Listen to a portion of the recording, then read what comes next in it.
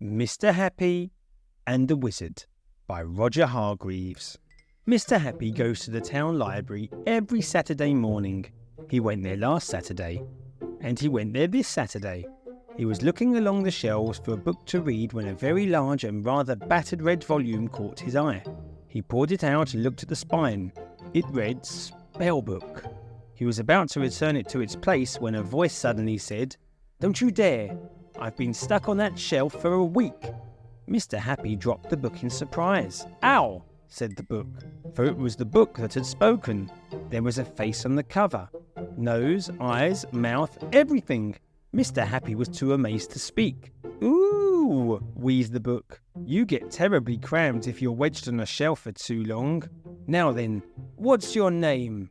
"Mr Happy," said Mr Happy, finding his voice at last. "Hello, I'm a Spellbook," said the book. "I belong to a wizard, but the silly absent-minded fool left me here. Look, he even forgot his hat. When I was asleep, someone tidied me away up on that shelf. I need a lift home. Will you help me?" Mr Happy agreed, and wearing the wizard's hat, with the Spellbook under his arm, he set off through the countryside. Mr Happy felt just like a real wizard. Along the way they met Mr Forgetful, who was standing beside a phone box muttering to himself. "Do you have any spells in there that could help Mr Forgetful's memory?" Mr Happy asked the Spellbook. "Of course," said the Spellbook, and opened on the right page. Mr Happy read out the spell and watched Mr Forgetful. "I remember!" cried Mr Forgetful. "I've got to ring Mr Chatterbox, and I forgot to lock my house. Oh no, I forgot to turn off my bath, and I didn't post that letter, and I haven't bought any milk, and I must water the plants, and..." Mr Forgetful was frantically running around in circles by this point, worrying about all the things he had forgotten. "Oh dear, do you have any spells to make people forget things?" Mr Happy said to the book. The Spellbook opened at a different page, and as soon as Mr Happy said the spell, Mr Forgetful looked a lot happier. Mr Happy and the Spellbook continued on their way. They heard somebody talking to himself around a bend in the road. "If I cross over now, then I might get run over. But if I don't cross over, then how will I get to the other side? Oh dear, oh dear." It was Mr Worry. Mr Happy looked down at the Spellbook. "Do you want to know if I have any spells to stop people worrying?" guessed the Spellbook, and opened to the right page. Mr Happy read out the spell.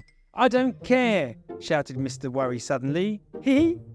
I'm WorryFree. I'll just close my eyes and step out into the..." Crash! He walked straight into Mr Bump on his bicycle. "Maybe worrying is safer after all," said Mr Happy, and the Spellbook flicked over a couple of pages to the spell that would return Mr Worry to normal. It was a very long walk to the wizard's house. In the middle of the afternoon, Mr Happy caught up with a hot and tired Mr Small. "How about a spell for longer legs?" suggested Mr Happy. "Coming right up," replied the Spellbook. Mr Small's legs grew and grew. He strode off down the road at a terrific pace until he reached a tree and banged his head on a branch. The same thing happened on the second tree he came to, and on the trees all the way down the road. Bang, ouch! Bang, ouch! Bang, ouch!